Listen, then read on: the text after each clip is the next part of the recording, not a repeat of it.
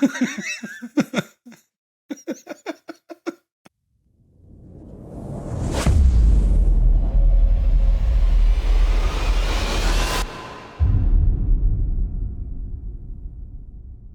is the One Accord Podcast, and we're back again with another episode in our Biblical Theology project. And on today's slate for discussion is the important and yet sometimes neglected chapter 19 of the book of Leviticus.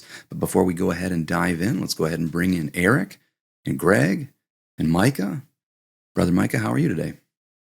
Doing excellent. Just a little on the preaching hangover a little bit. I don't know if I'm sure Joe's familiar with that. The adrenaline dump, especially after preaching 2 sermons on Sunday, can be a hard You were day. doing 2 again? Yeah, I preached twice again. Calvin was my co-pastor. Calvin was out of town, so I preached both services, and I'm recovering from it. Right on. Well, we're glad to have you, and hopefully the brain fog will clear with some stimulating conversation on Leviticus 19. But how about you, Greg? How are you doing today? Doing great. Yeah, another good day. Nothing new or noteworthy in your world? Hey, published new book last week, right? So Hey, congratulations. yeah, well, to you as well. So Oh yeah, we co-published. we co-published. So yeah, no. Besides that, nothing new, but good. Right on. Well, it's good to have you this morning, Eric. How about you? You also doing good or excellent or somewhere in the neighborhood? Yeah, I don't know if I can compete with you guys with the book publishing. I know I'm not doing as bad as Micah is, but I'm Praise God. No, I actually woke up this morning feeling very well, and that's not normal for me. So I'm doing. I feel like I'm doing exceptionally well this morning. So I'm very grateful. Well, I'm rejoicing, and maybe some of our regular viewers are rejoicing because they're saying, hey, we've been watching this show a lot of last couple episodes. Everybody said they were dragging. And so at least a couple of us are saying, hey, woke up feeling good and ready to get after it. So, well, why don't we go ahead and get right to it? We're not going to read Leviticus 19 as part of this episode. Hopefully you, if you're watching this, are very familiar with the content of that chapter already. If you're not, we'd encourage you to maybe just press pause and go ahead and read it because you'll get much more out of the conversation if you are familiar with the content of Leviticus 19, so you have the biblical context for our conversation. But we're going to dive right in with our first question, and in verse 2, we read something, and I just want to get your guys' thoughts on what Leviticus 19 verse 2 reveals about God's expectations, or maybe we could call it his mission for Israel. Well, I'll just read the verse quickly. It says in Leviticus 19:2, God said, "Speak to all the congregation of the sons of Israel, and say to them, you shall be holy, for I, the Lord your God, am holy." And we see this repeated again and again. Israel is supposed to be holy because they serve a holy God. Their God is the God, and he is holy. And I think God wanted Israel to be holy for primarily 2 reasons. And I'm not, going to give a exhaustive explanation, but I'll just 2 brief reasons. The first is being holy would allow Israel to maintain fellowship with God. We saw earlier in Exodus, God distanced himself from Israel after they worshiped the golden calf. And Moses, he interceded and he pleaded with God to forgive and to go with Israel, during their journey. And God agreed to that. So we see that God has expectations for his people. God is holy, therefore his people have to be holy. And to have fellowship with God, that requires holiness on the part of the worshiper. The second reason is Israel's holiness would reveal the holiness of Yahweh to the nations. God wants his name to be known. He wants his character to be known. And those things can be known, at least in part, through Israel's holiness, and they would be holy by following the law, observing God's commands, and being a people basically after God's own heart. On the other hand, if Israel acted unholy, then God's reputation would suffer. And I've heard people say in the past, well, you don't need to defend God, or you don't need to, how do they say it? God's he's big enough where, your behavior doesn't really matter as far as hurting God's reputation or something like that. I very strongly disagree with that. We see all throughout the Old Testament and even in the New, God is very concerned about his reputation, and he's concerned that Israel, by their unholiness, would misrepresent him to the nations, and that was a very serious concern on God's part.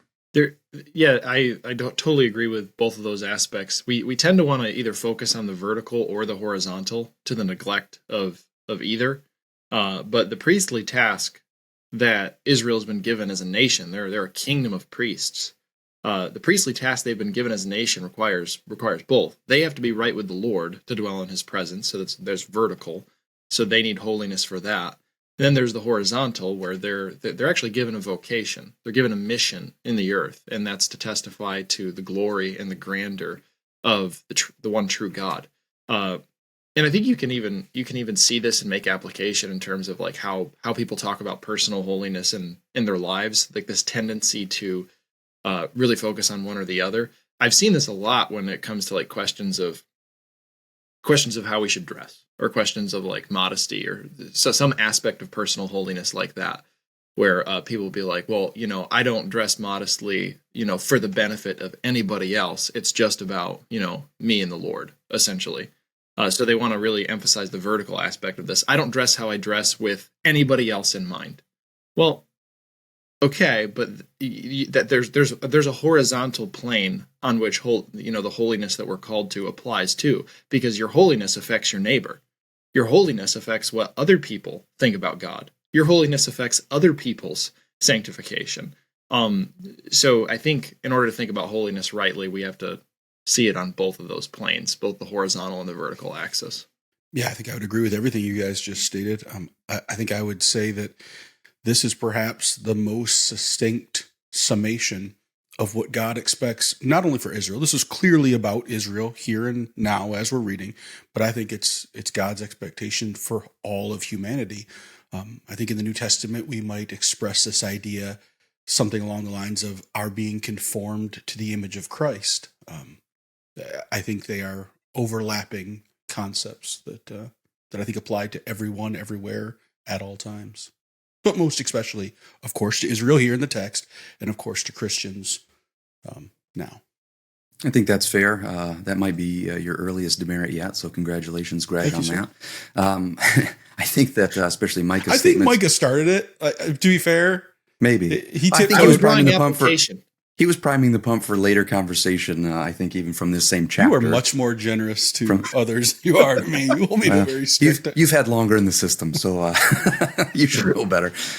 As you guys are discussing, again, I think I'm with you guys 100%. This is one of those areas where I think, Greg, you're often the guy who is best at reminding us to define our terms. Can we define what holiness means? I mean, we're using that. Of course, this says that they're supposed to be holy because God is holy. But, I'm not sure that everybody hears that word and understands exactly the same thing, maybe that you mean, or that certainly that God meant. I know that I've heard ideas about holiness that are about separateness or distinctness or being, set apart. Other ideas that talk about maybe more overlapping with what we would think of with moral righteousness and things of that nature. Are you guys meaning both of those things, more than that? One of those in particular? Could you maybe just define, I guess, this idea or concept of holiness a little bit more? Yeah, I basically would define it the way that you just did. Holiness is separation from the world, consecration to God, a devotion to God, and becoming like Him in His character, conforming our character to His character. And if we do that, then people should take notice of that, be drawn to God through through the holiness that is in the believer, the worshiper of God. And I think I guess it depends on how much detail you want to go into, but I think just what you basically said, that's how I would define it. Maybe these guys can give a fuller explanation. I agree with Eric. I guess the only caveat or clarification, he said separate from the world. And I think you mean this, but separation from worldliness, all that. Right. And I know that I hear you and know what you mean. I'm not talking about monks and stuff like that. I know, I assumed you weren't, but I just wanted to flesh out that definition a little bit closer. So yes, separation from all that is not godly or of God or righteous, separation to those things, away from those things which are opposed to it. So I think, like, I don't want to define holiness as righteousness, because righteousness has its own definition that I'd be happy to we could flesh that out and look at that. But so let that stand its own, and they're not synonymous. But I would say holiness is separation to all of that, not that those are synonyms. Yeah, I think that sometimes we have competing definitions of holiness because we don't really see the link between the two. I think there's actually a way to harmonize those two definitions.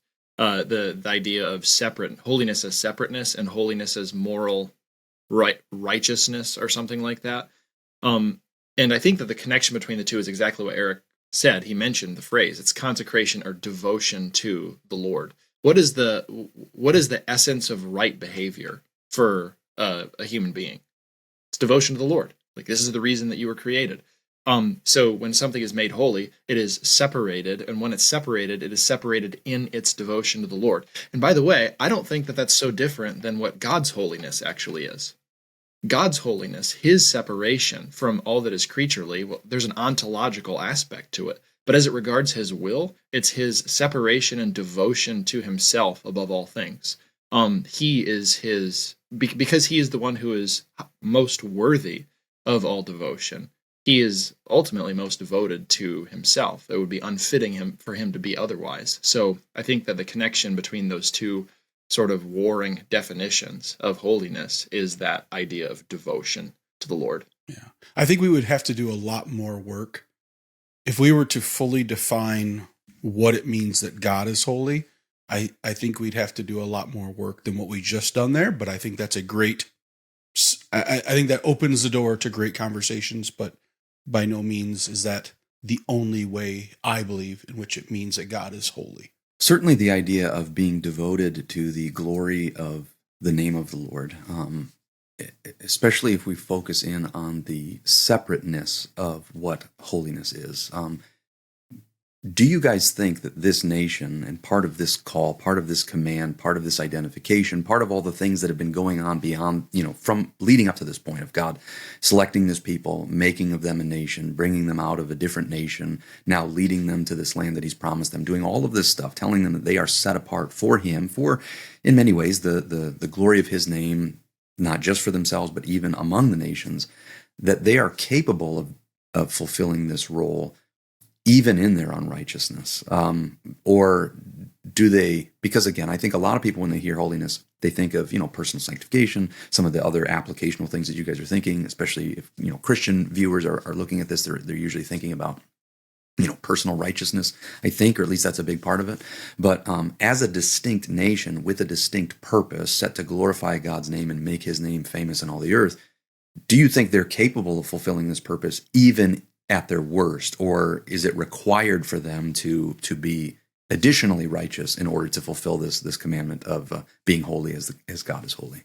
Does that make sense? What I'm asking? I'm not sure I understand the question. I didn't. The last part was a little bit. The confusing. question part. Yeah. So I think, and I'll just add this way because and you can tell me if you think this is fair.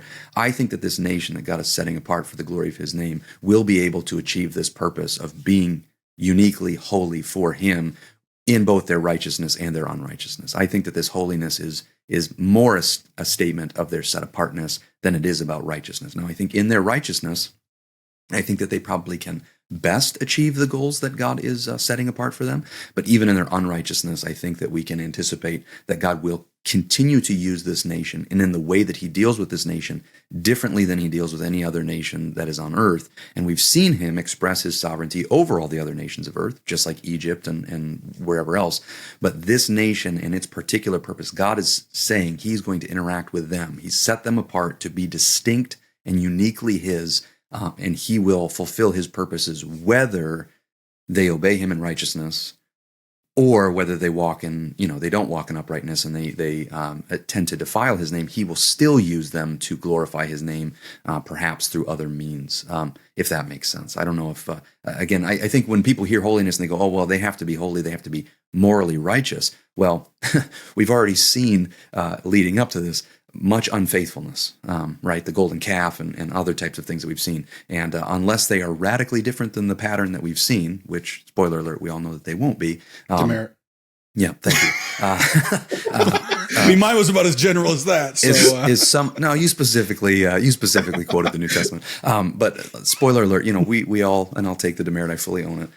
If these patterns continue, God's still going to be able to use this holy nation for the purpose of glorifying his name in all the earth, I think.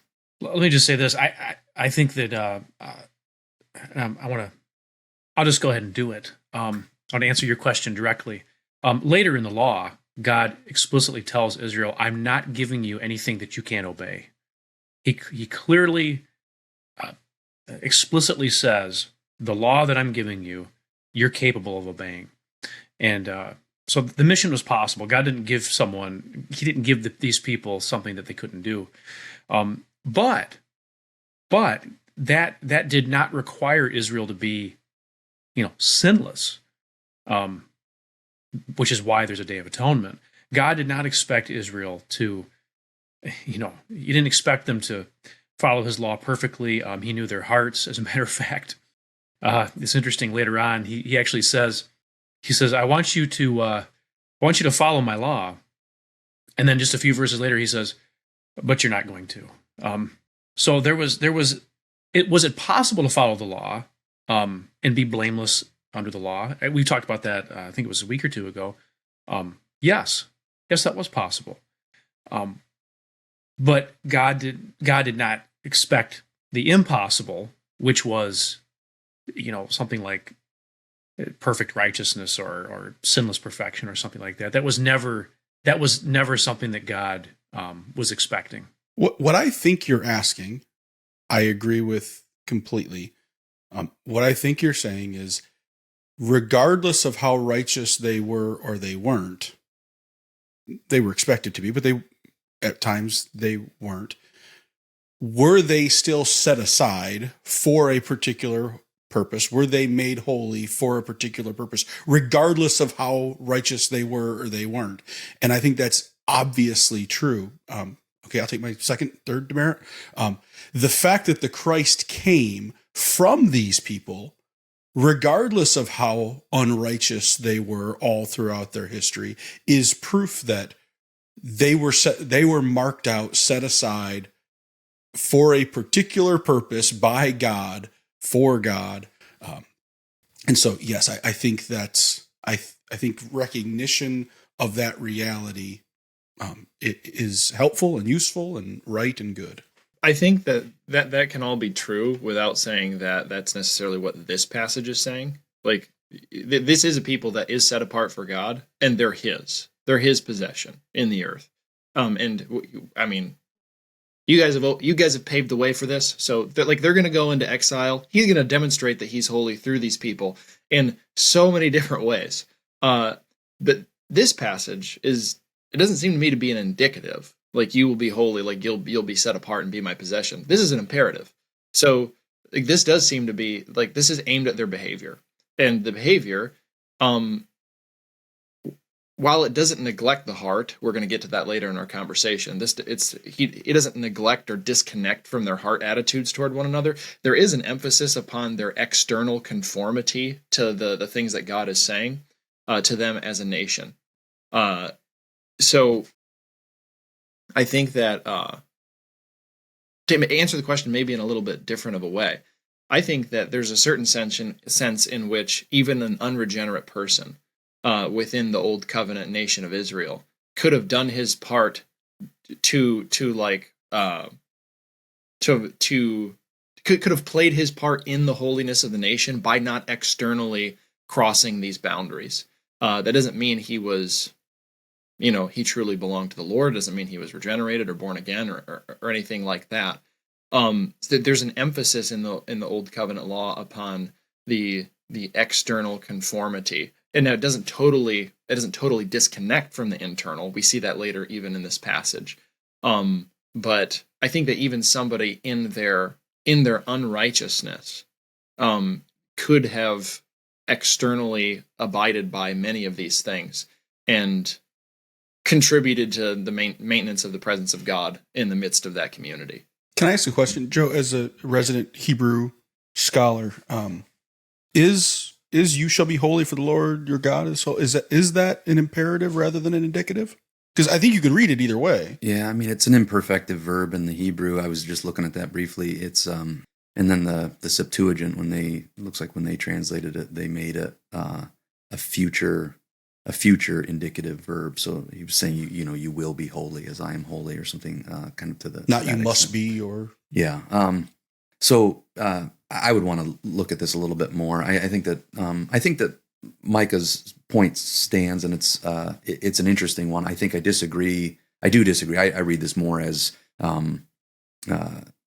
a statement about their nature, and I think that actually agrees better with what you were saying at the end, which I agree with fully. That even people who weren't, their hearts weren't really for the Lord, even if they're going through the motion, God might be displeased with them, but still they are, because they are set apart, they are still able to succeed in this purpose. I hear people say all the time, and I disagree with this, and of course, demerits for everybody. We had a terrible first question. We're setting a terrible precedent for ourselves. But I've heard lots of people that say that, Israel somehow failed in their mission, and that's why now God's turned his attention to the nations or something like that.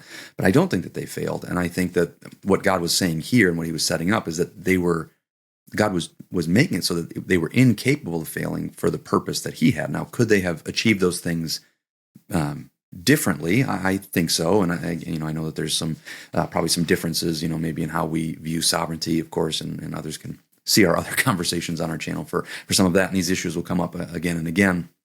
But the idea that they were set apart for this purpose, that God was going to bring forth the Messiah from them, all the promises that we've seen before about the seed of the woman coming to crush the head of the serpent and all this stuff. God was setting them apart for this, and they were going to succeed. God was going to succeed in using them for this purpose. And I guess the question still remains. We have plenty of other conversations about the continue, whether Israel still has a role, if they're still set apart for some purpose or not. And of course, many of our viewers might have different ideas on that. That goes well beyond Leviticus 19. But I think at least here, at least as I read it, for the record, I think this is focusing more on their ontological reality, their being. They are being set apart by God. Now, can they, just like you could with some other holy implement in the temple, could you use the tongs that are used, for the offerings? Could you go use those for something else? Yes. And that would be sin. That would be unrighteous. However, they were still set apart for this purpose. And Israel, God was going to correct them differently than he would correct other nations. He would use them differently than he would use other nations. Not because he's less sovereign over other nations, but because he had a very particular purpose. And of course, that purpose did include moral righteousness and all the other things that the law is talking about. I think these things are very interrelated. But again, I wanted to at least get your guys' thoughts on that. And I think we're probably very close, even if there is some nuanced disagreement. Do you guys have any other? I'll give anybody else the last word on this if you'd like it. Then we should probably move on for the sake of time. But interesting conversation so far. Anybody else have any burning thoughts or additions to make to this before we move on to the next issue? I have a question. If you have the original language in front of you, do the verb forms change when you get to "you shall be holy"? Okay, you shall be holy, for I, the Lord your God, am holy. Every one of you shall revere his mother and his father. You shall keep my Sabbaths. Do the verb forms change? Because that might indicate whether it's being used as in like an imperative way. Off the top of my head, and I'm not as good with Hebrew as I am with Greek. These as far as I can tell, just on a very quick look at this, both are imperfective in their form. And yes, you could, I think, translate either with either an indicative or a potentially with an imperatival type of force. I would want to do a little bit. What'd you say? What did the Septuagint do?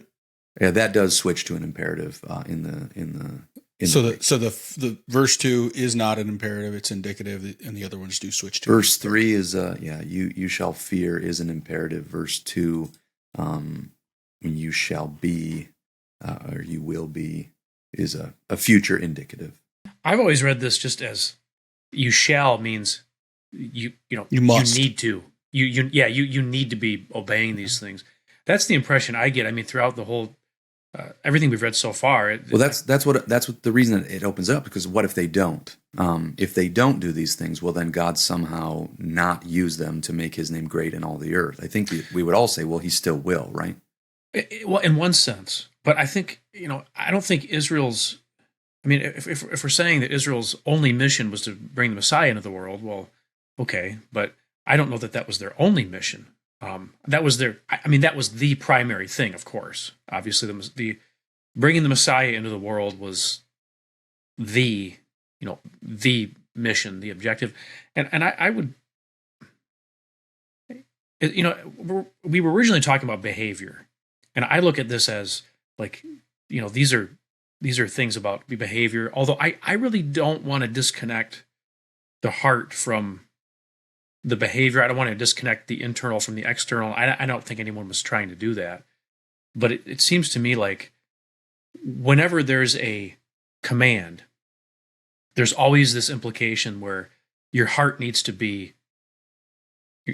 ideally needs to be right to live this way, to even act this out in practical, everyday life. So I think we'll see that more as we go on here, because every there's an external expectation, but then there's also an implication that, okay, your heart needs to be right to do this. And as far as being unregenerate and stuff, I guess I agree that no one was born again at this point. You brought that term up, Micah. So I'm just. Oh, I missed it. But again, this is kind of a topic for another time. But I do believe that no one can follow God unless God is empowering that person to do it, unless the Holy Spirit is involved. So I think the Holy Spirit was certainly involved with Israel during this time, even though it was no doubt to a lesser degree than we see in the New Testament, which was a promise that the Old Testament gave. So I don't want people to think like God expected them to do this without the Holy Spirit, because that makes it sound like God is almost setting them up for failure by even asking them to live this way. Yeah, that's why I think, again, my statement, and it was simply that I think that they were incapable of failing in this purpose. God had set them apart, and He was going to accomplish His purpose regardless of whether or not they obeyed or disobeyed, or to what extent they obeyed or disobeyed. And the reality is that happened, right? Like if we say the purpose for which He was setting them aside was to bring about the Messiah, then they were a smashing success. Well, that was one of the main purposes. Yeah. Others would say, though, and I don't think any of us hold this view, but others, there are maybe people watching this, or certainly others that we've talked to, who think that Israel did fail, and that God then, because they failed, God kind of pivoted and went to a plan B or something, and now is focused on the nations or something like that. But I don't think that God failed. I do think that His intention was, one, that they would be set apart, and two, that they would be set apart in a morally righteous way.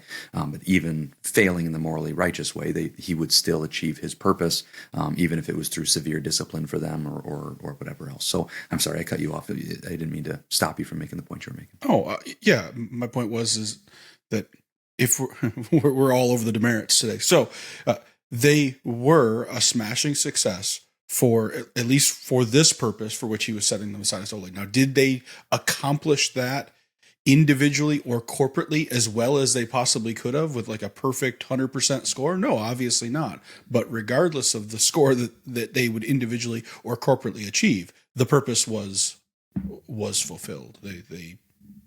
It was done. Fair enough. Well, let's move on for the sake of time, but interesting discussion. I appreciate you guys sharing your thoughts on this. In verse 8, we read that people could be cut off. What does this mean, and what's the significance of this in your eyes?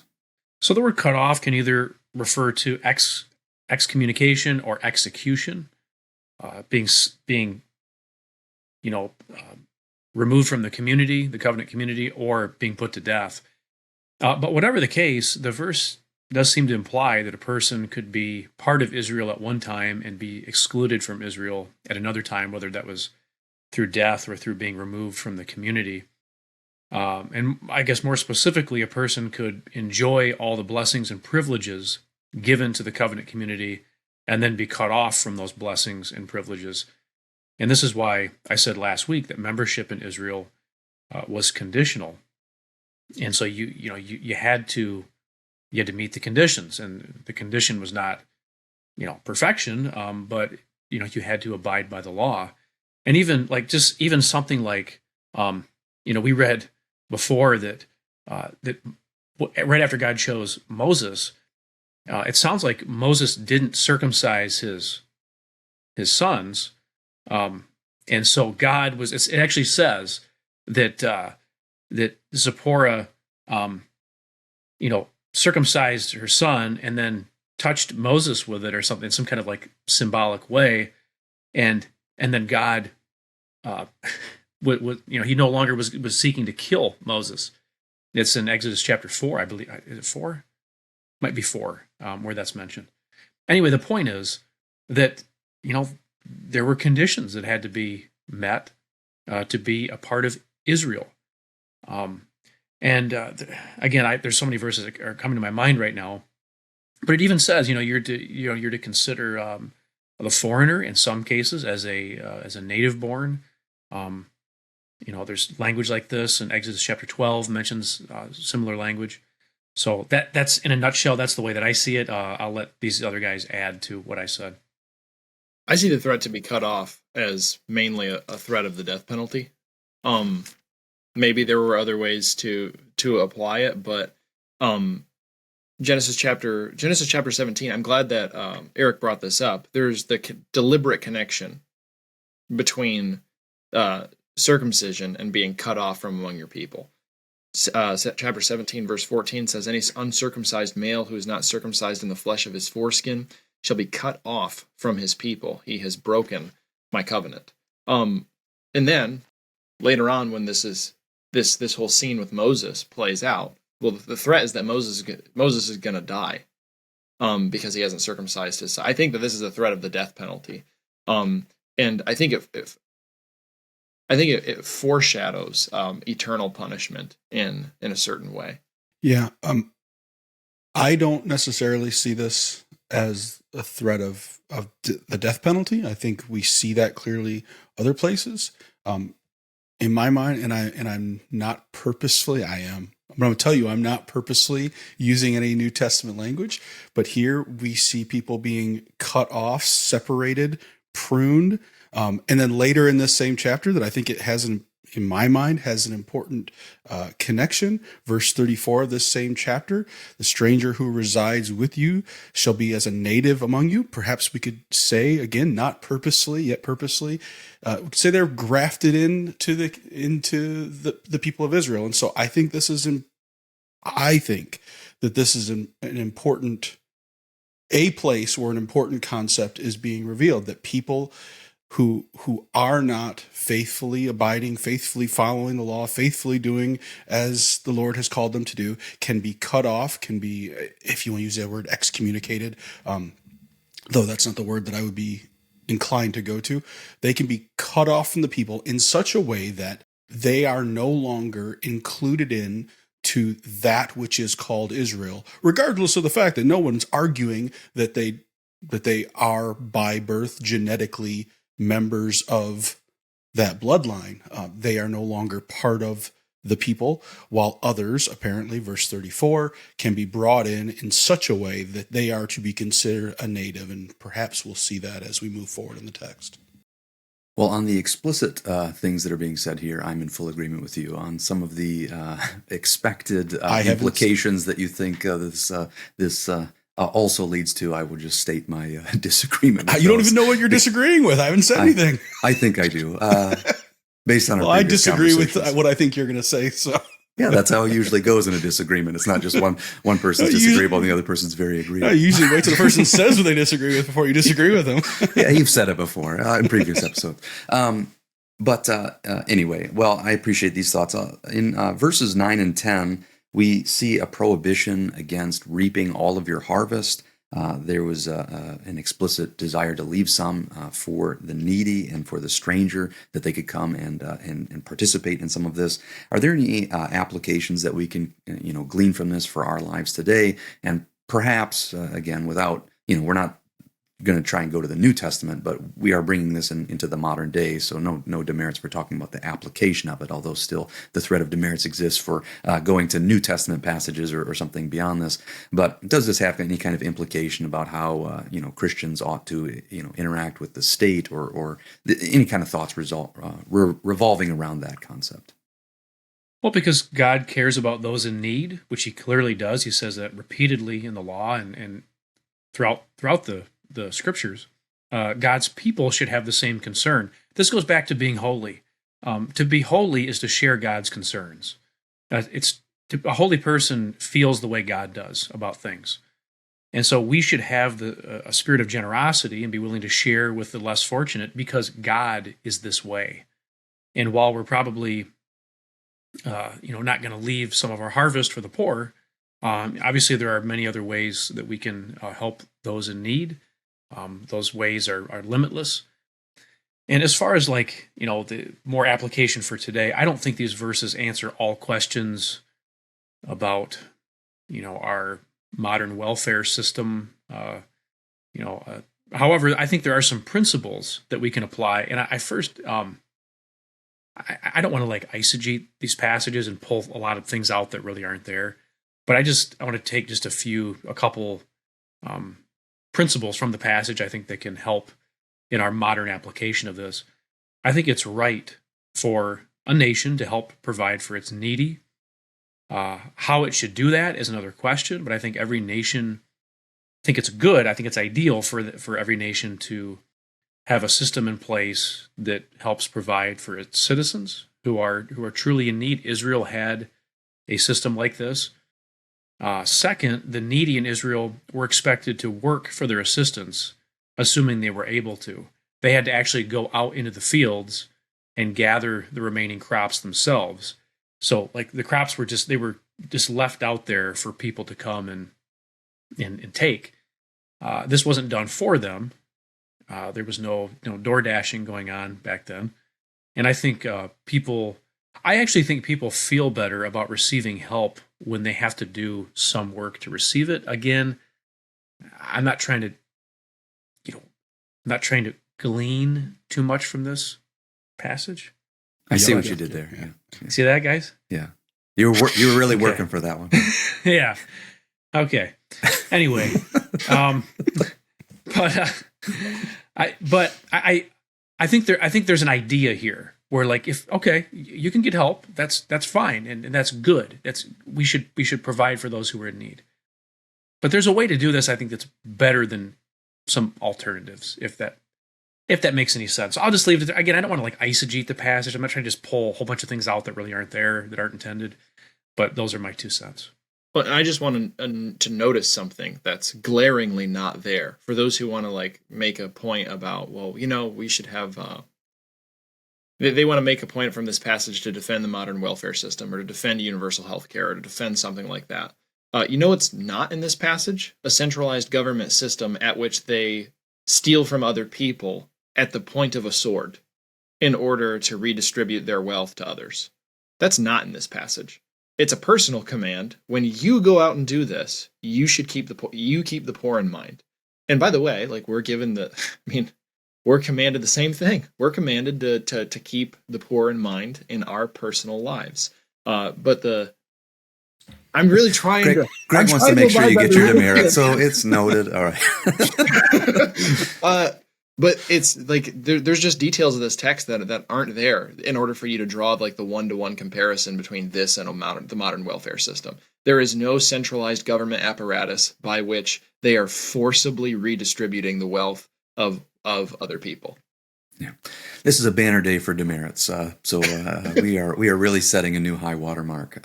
But your point is well stated, Micah. Greg, you have thoughts on this?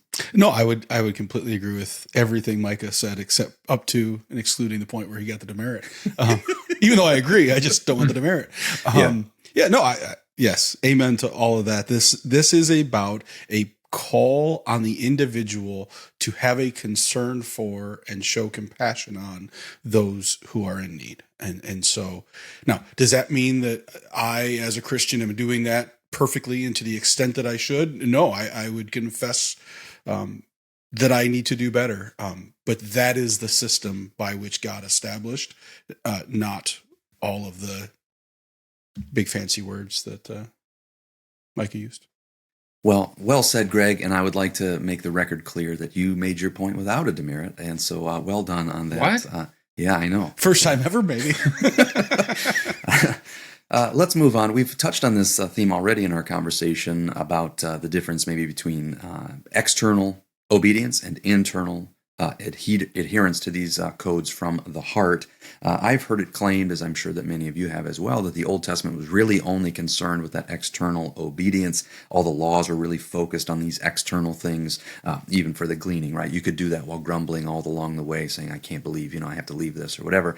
But what do you think of this claim in light of verses 17 and 18 in chapter 19?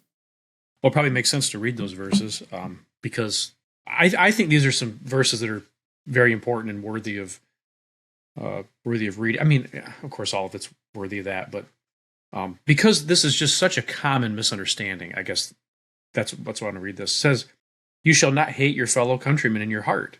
You may surely reprove your neighbor, but shall not incur sin because of him." And this one verse requires so much unpacking. We don't have time for all that today, but he goes on to say, "You shall not take vengeance nor bear any grudge against the sons of your people, but you shall love your neighbor as yourself. I am the Lord." That sounds very familiar to us. The claim is clearly false that God only expected external obedience in the Old Testament. There's no indication of that. The verses are plentiful in the Old Testament. Verses about God expecting obedience from the heart. Hatred is a violation of the spirit of the sixth commandment, thou shalt not murder, or you shall not murder, which is mentioned in Exodus 20:13. And it's a common cause of the literal act of murder. Murder, of course, begins, I think, with hatred, at least in most cases, hating somebody, and then that, of course, oftentimes leads to the act of murder. So one tends to lead to the other. Rather than hating one's neighbor, an Israelite was supposed to lovingly reprove him so he didn't share in the person's guilt. Remember when God asked Cain, where's your brother? And he said, am I my brother's keeper? The answer is yes. Yes, you are. You are to some extent responsible for your brother, for those around you. And Israel was supposed to have this attitude. They were not to hate anybody. They were not to hate their neighbor, but they were to love them, and they were actually required to reprove them. And this kind of goes against this idea that, well, if you love somebody, you don't say anything mean to them, or you don't say anything that might, challenge them in any way. Well, if you love them, then you're actually required to do that. I'm not sure how far to go with this. I mean, I don't think we need to be going up to everybody and rebuking them or reproving them, everyone that we see on the street or anyone we come in contact with in the grocery store or something. But I think there's a principle here where we're actually required to reprove somebody for the purpose of correcting them, steering them away from sin, and in some cases maybe even saving them from death. So that's the way that I understand love in this section. Yeah, two things. I want to make it clear that what I was saying earlier is not a negation of the fact that one of God's requirements is a heart level holiness in the Old Covenant. I just think there's an emphasis upon the external in such a way that somebody could participate in the national life of Israel even if their heart wasn't in the right place. Without a doubt. Yep. Regarding this passage though, I think it might also shed some light on what it actually means to hate your neighbor in your heart. If you even go back to the sixth commandment, thou shalt not murder, that Hebrew word also covers causing death through negligence or carelessness. It's not just about having this sort of deliberate hatred against this other person with intent in your heart and killing them. It could also be applied to things like manslaughter. And we see varying penalties for varying different kinds of things like that in the Old Covenant laws too. So not all of it was punished the same way, but it is sort of all covered under the sixth commandment, you shall not murder. There might be a sense in which that could be true regarding hatred too. It might not be the only manifestation of hatred might not be I just can't stand this person. It might also just be showing complete and total disregard for somebody in your heart. I think that's the main can be idea here. Yeah, that can be a really pernicious form of hatred in the heart. You might not have like just seething anger against somebody, but if you treat this person with complete and utter disregard and that's a form of contempt, right?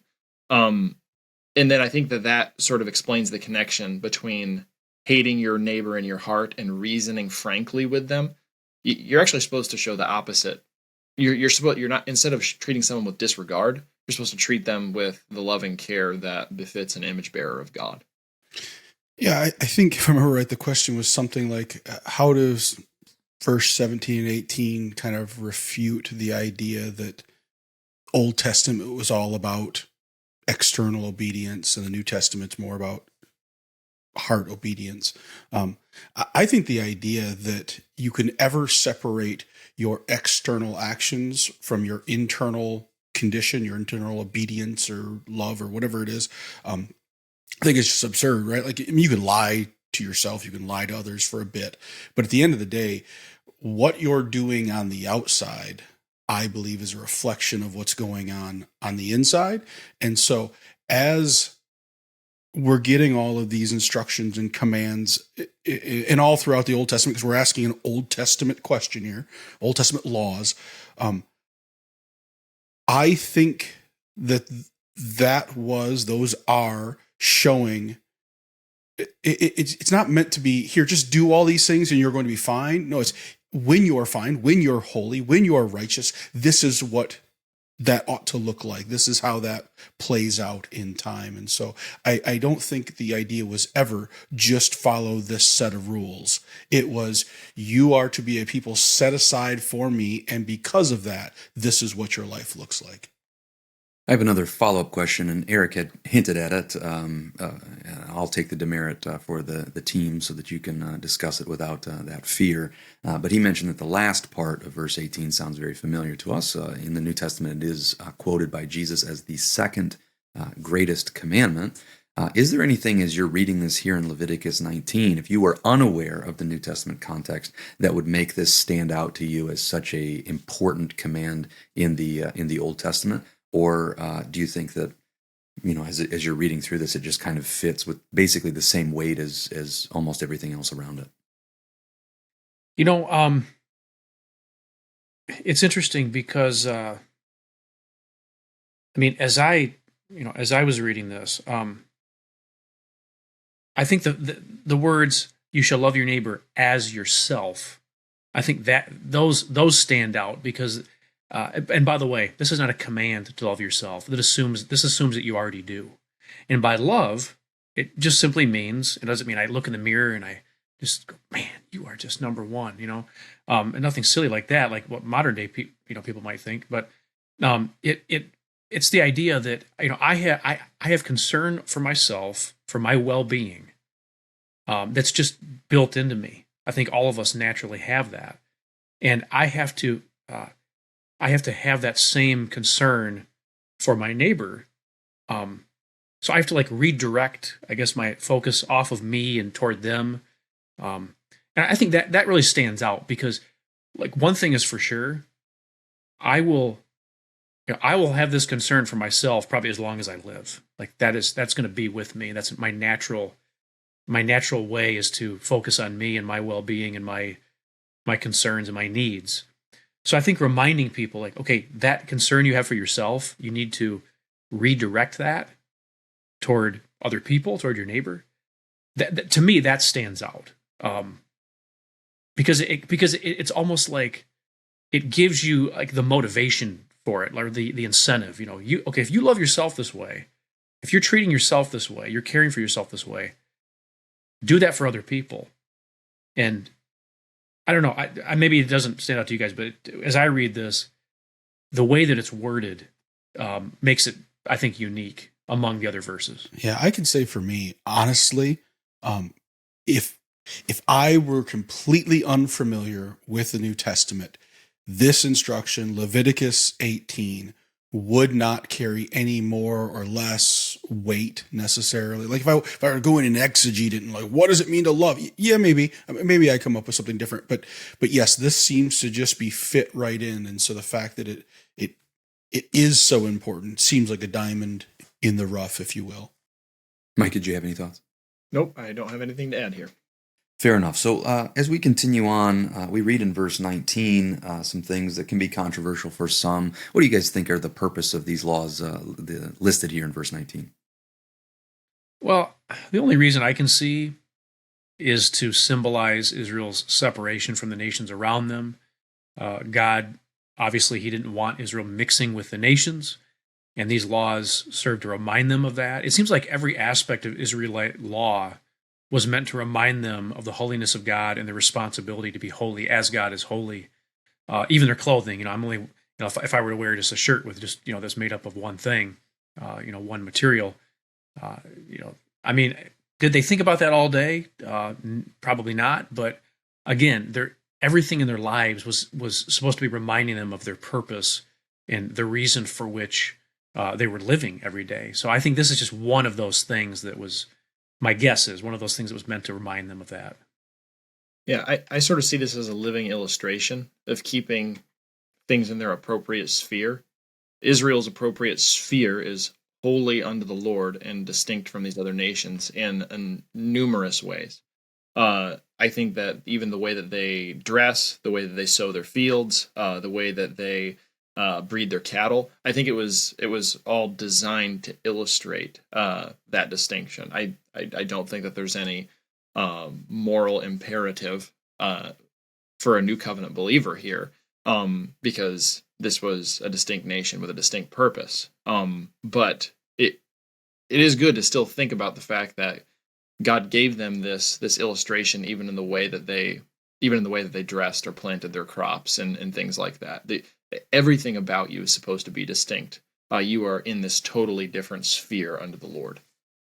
Yeah, we haven't talked about this theme in a while, but when we started off in Genesis, we kept talking about God being a God of order, a God of distinction, and I think that this fits right into there. Whether this was supposed to display holiness to them, I guess I don't know. I'm not against the idea, but what I see is going back to that great theme that we did hit on a number of times in the beginning. Why were things, created according to their kind? Because God is a God of order and distinction, and I think this, as I understand it, this is just continuing to demonstrate that. Another part of this chapter that's fairly interesting for a lot of readers, I remember when I was reading the Bible for the first time, this kind of stood out to me. We see in verses 23 through 25 some instructions about fruit trees as they come into the land, as they plant these trees. They're forbidden from eating the fruit for the first 3 years. Then the fourth year, the fruit is all to be holy to the Lord. And then in the fifth year, they're allowed to begin eating. Any thoughts about why God would command something like this? I found a really interesting detail here. The word forbidden, in verse 23, it comes from the Hebrew word orla, meaning foreskin, uncircumcised. And so, a male child could not be circumcised until he was eight days old, Genesis 17:12. And similarly, not identical, but it's similarly, the fruit of the land could not be eaten or circumcised until the fifth year. And so I think it's interesting that there's, again, it's not like a perfect parallel, but Scripture often speaks of the land as a person. The land had to rest. It was required to take a Sabbath rest, and it could be defiled by sin. We read that earlier in Leviticus 18. So I think it's interesting that God sometimes speaks of the land as if it's a living person, even though the land, I guess, in a sense, was a living. The crops, the fruit, the things that were growing. But I just found that interesting that there's some symbolism in here. At least that's the way I take it. That stands out to me. That was surprising to me.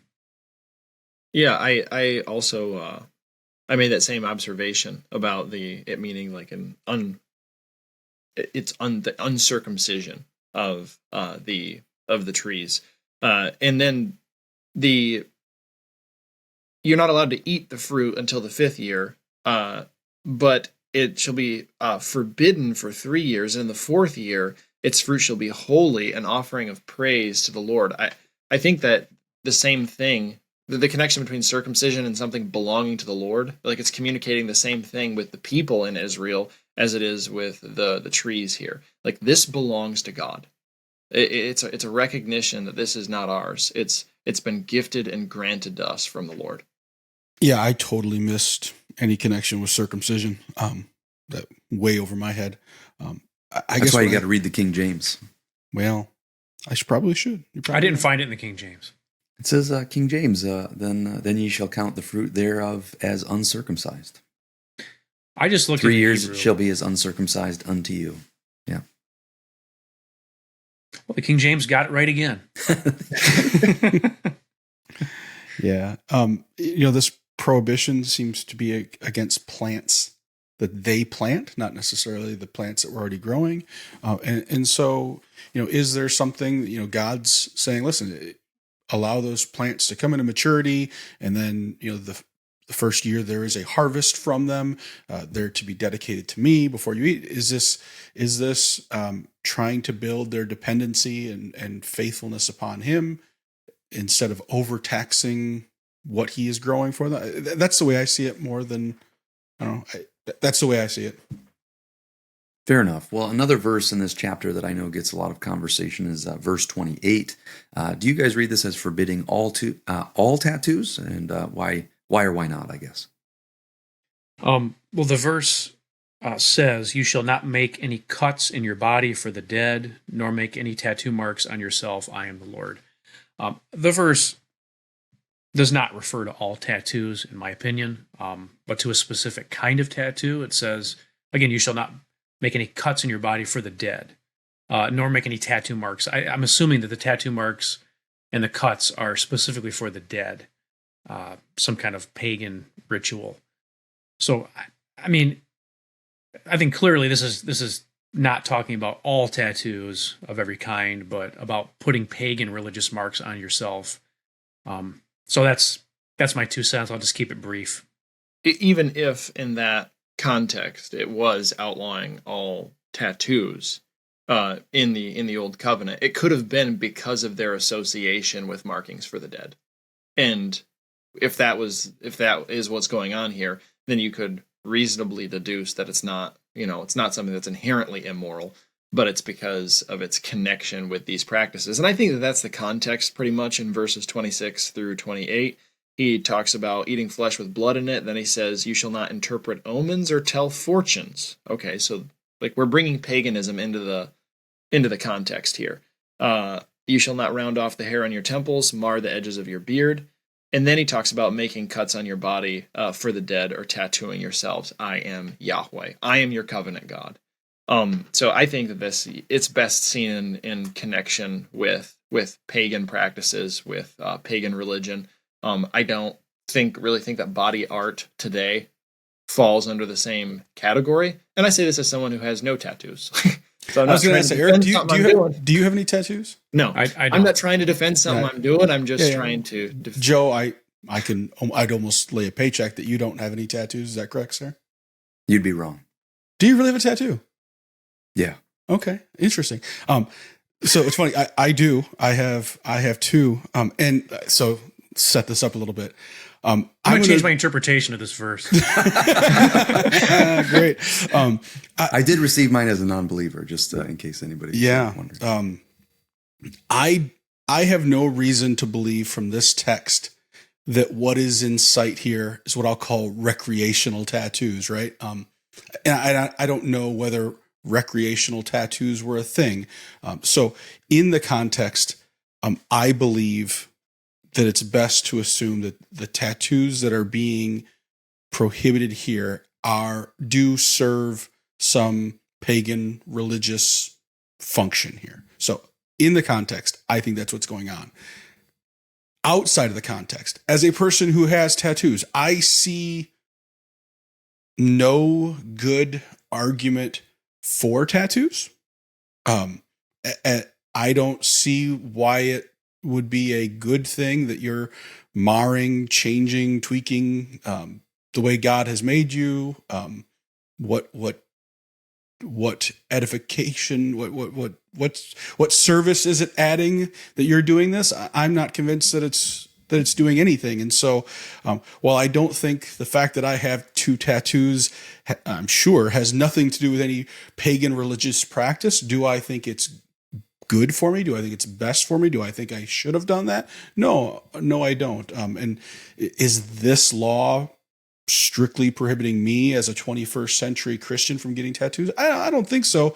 But beyond the law, is there some wisdom? Is there some other principles that I just can't talk about that maybe I would bring in to say why a Christian in the 21st century is probably better off not getting tattoos, as you look more like the pagans around you than you do separateness? I think I could make that argument. Not from a legalistic standpoint, but for a wisdom and holiness standpoint, perhaps I could. Well, that's fair. Greg, you can make that paycheck out to cash, just okay. if you want to. So I would. I'd say I did. Yeah. What do you have? Do you look like an ace of spades or something on your I've already revealed more than I was planning to, so I won't. You asked me a question directly, and I answered it. I'm asking you now. I'm pleading the fifth on this one. Yeah, I'm going to refuse. I can tell by the way he answered that question, he didn't want to go any further. Yeah, I don't. No, it's not as embarrassing as what you're describing, but no, I have. Is it on your lower back? I mean, specifically, this. Talk about this is a verse I got very interestingly convicted by, or at least wrestled with, I should say, is probably a better way to put it. Because my dad died, and I got a tattoo remembering him, and so I wondered when I became a Christian, as I read through this, I was like, oh no, did I tattoo myself for the dead? Is that exactly what this is? Is this talking about?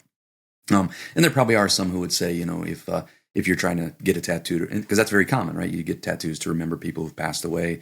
Some are just dates, or some are. I've seen tremendous artwork of someone actually getting like a portrait or something tattooed on their body to remember people, to honor and remember those whom they've loved and who have died.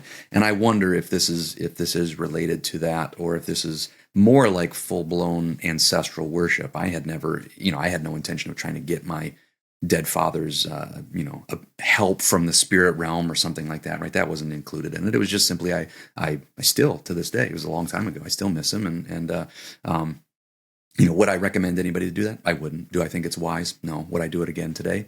Clearly, I haven't. I haven't added a second one. I'm twice as holy as Greg. I only have one. He's got 2. So you're thrice as holy as me. There's no doubt about it. Yeah.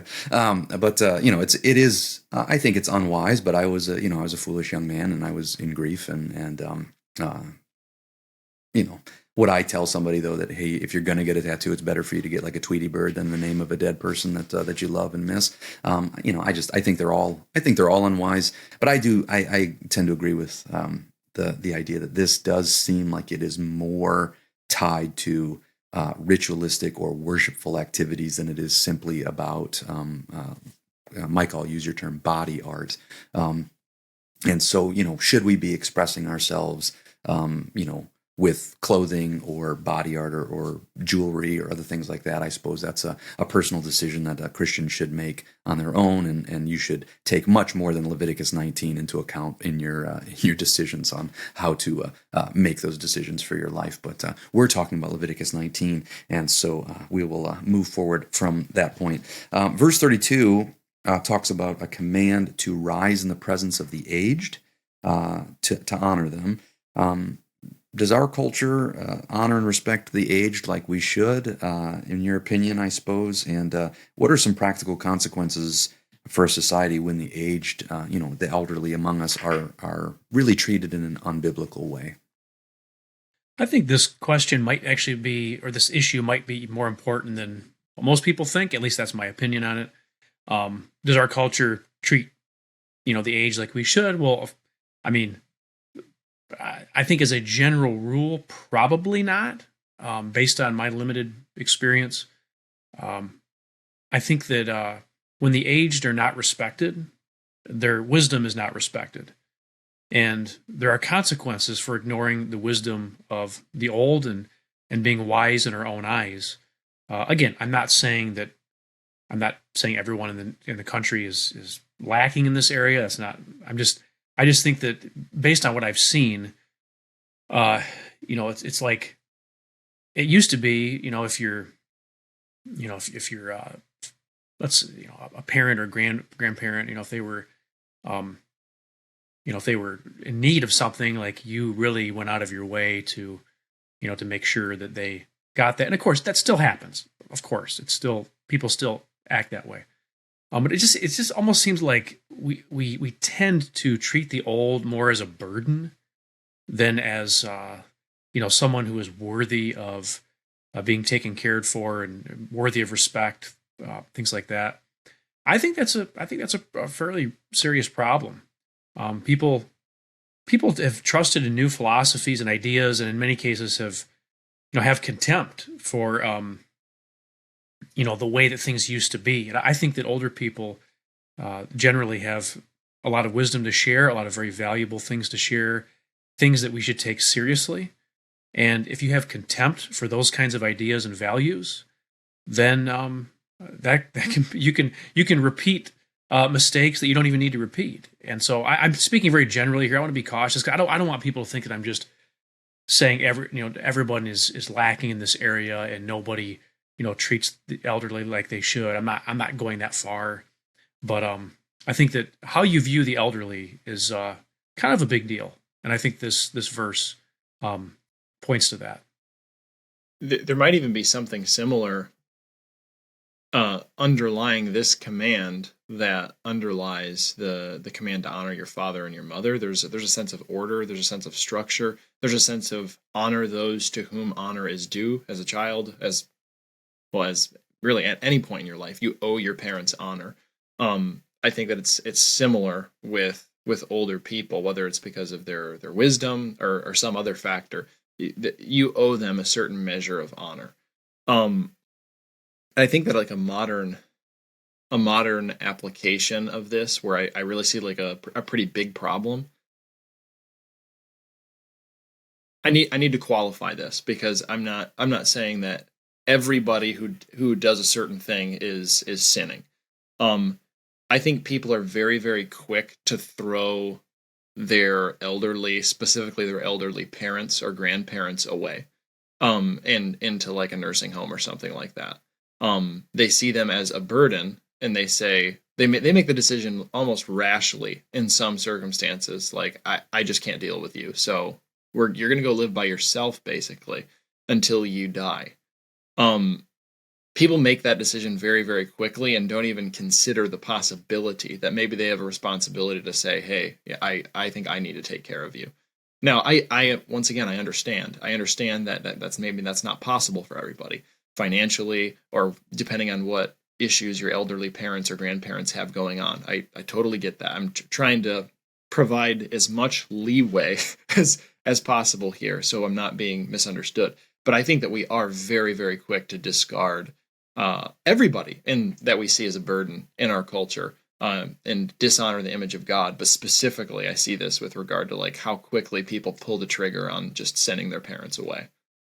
I worked in a retirement home for a little while when I was a much younger man, and you get to know some of the residents there, and some of them were, virtually never contacted by their family, maybe on birthdays or something, but they were kind of put away. However, and I appreciate your qualification. There's lots of people, perhaps people watching this or whatever, that just they think that is, and probably it is genuinely the best thing because of the ongoing care needs that maybe their aging parents need or something like that. They just don't have the ability to care for them appropriately, and that in fact paying the exorbitant cost of some of these facilities or places provides the kind of continuing ongoing care. And so none of the statements that were being made, I appreciate, Micah, your desire, and Eric, yours as well, to be very qualified in your statements, but it is those experiences that I had as a younger man working. It was very sad. I wish it would have impacted me more to honor and respect some of the older people in my life. But, a lot of the jokes that go around, right? People are called boomers and the get off my lawn guy or whatever. Like, older people in our culture are not typically revered. They are usually treated, even a lot of the stuff that you see now people are treating like the older generations that built this nation as if they were the worst people who ever lived, and everything would be better if we forgot everything that came before, everything that built us into this type of a society, and we need to throw off everything because old people dumb, young people smart, and then we just, it's I think the exact opposite of what's being said here. But Greg, you have any thoughts to add or perspectives? Yeah, I definitely appreciate the qualifications that you guys gave, and so I'm going to go the exact opposite and be a little bit unqualified here. I appreciate the discussion about the elderly, your parents and grandparents. Appreciate all that.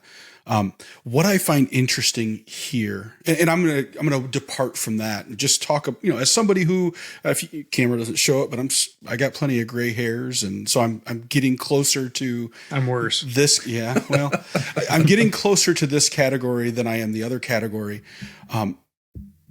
What I find interesting here is here, at least in this text, we aren't given any qualifications. Rise up before the gray-headed who are worthy of honor, who carry themselves, who are doing these. It just says rise up before the gray-headed and honor the aged.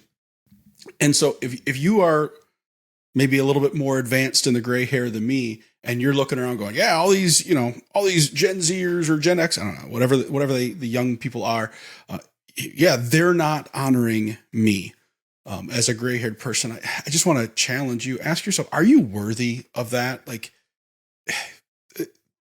I have seen, and again, maybe you're going to say I'm doing the opposite of this commandment. I have seen a rash of older men in the church who act more like petulant children than they do men worthy of honor. And so I guess my challenge to two challenges. One, to the older men, be men worthy of this. And then to the younger men, yes, do this even when they aren't fulfilling, even when they aren't proving themselves to be as worthy as they ought to be. Well, I would like to see you guys start standing up when Eric enters the room, just to honor. Well, I'm older than Eric, so but he's got more gray than you. So as he was, it says gray-headed. Yeah. And honor the aged. I'm more aged than you are, so I'm going to be standing up when any of you guys walk in. That's right. Yeah, we're all envious of your jet black hair. So well done, young man. Anyway, last question that we've got for our discussion today. Verses 33 and 34 have been used by some to support or advocate for illegal immigration. As you guys know, that's a kind of a hot button topic for many in our society today. Do you think that these verses really support that, or is there maybe a better way to understand this? What are your thoughts on verses 33 and 34? Well, I've seen countless times now Christians using verses from the Torah to support illegal immigration. So let me just say a few things about this. Because the Israelites were strangers in the land of Egypt, they were to love the strangers who resided with them in their land. That's almost always the motivation that's given when God brings up foreigners and strangers living in their land. And this involved providing for their material needs and treating them justly. Israel was expected to remember the rule about leaving some of your crops. Well, that applied to strangers as well. The strangers were supposed to be allowed to glean from that. But strangers were also required to follow Israel's laws, and failure to do so could result in death. It wasn't like, hey, you're a stranger, therefore it's a free for all when you come into the land. That's just not the case. And I just want to focus on that last point. Strangers or immigrants, whatever word you want to use, they were expected to follow Israel's laws, and if they didn't, they faced potentially some very serious consequences. So I think it's reasonable to assume that God expects immigrants to follow the laws of the nations they're seeking to reside in or are already residing in. So if that's the case, and it's clearly the case, that we're going to see a lot more verses on this. As a matter of fact, as I was researching this a little bit earlier last week, there's probably 100 verses on this subject alone on foreigners, and a lot of them say kind of the same thing. But it is perfectly reasonable, and actually I think inescapable, to assume that God expects immigrants, foreigners to come into nations legally. I don't believe God approves of illegal immigration. As a matter of fact, I think it's obvious that he doesn't. Now, I realize that there are unique situations. Sometimes people are fleeing from situations where their lives are in danger. I'm not trying to oversimplify this topic, but I also I don't want to go the opposite way and act like, well, if they want to come in, just open the floodgates and there should be no rules, no restrictions, no you don't even need to know who they are. I mean, that's so absurd. And I don't believe illegal immigration is morally justifiable in a general sense. I think that God expects laws to be followed, even if those laws, sometimes laws do need to be changed. I get that. But there is no case to be made from the Old Testament, from the law, for illegal immigration. God expects laws to be followed. He expected the immigrants in Israel's day to follow Israel's laws, and I don't think any I don't think there's any real difference now. And let's just remember, this is not intended to be a border policy, a national border policy.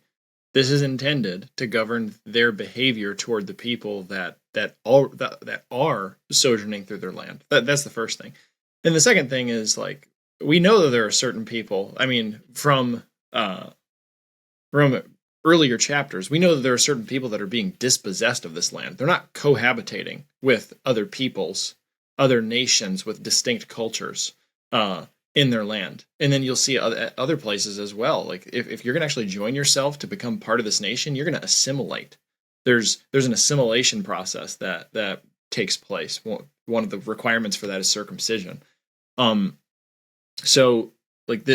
just remember what this passage is intended to do, and then remember that some of the things that we've already read about nations that are being dispossessed and certainly are not allowed to live there with the Israelites. Those are my only two tidbits there.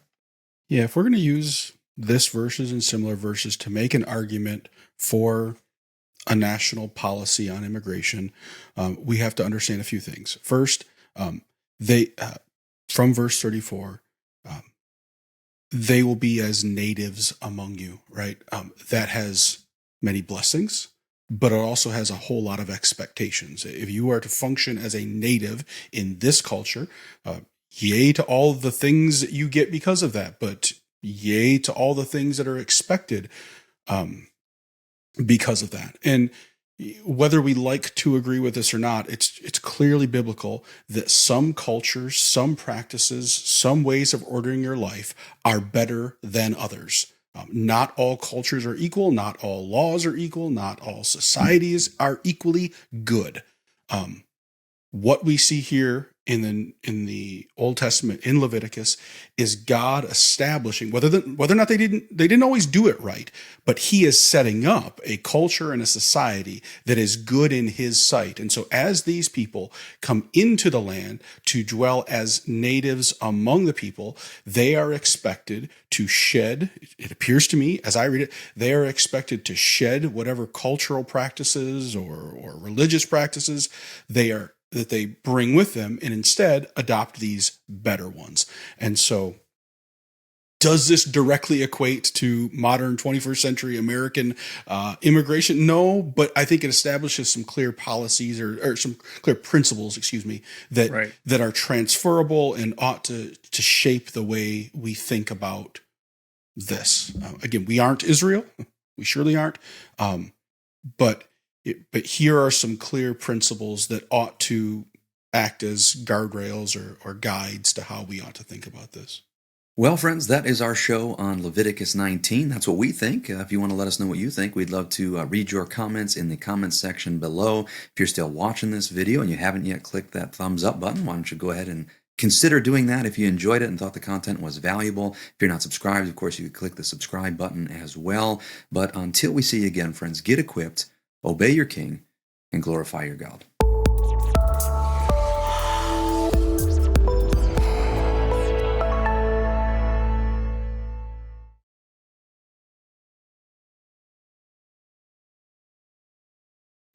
Yeah. Okay. Anyway,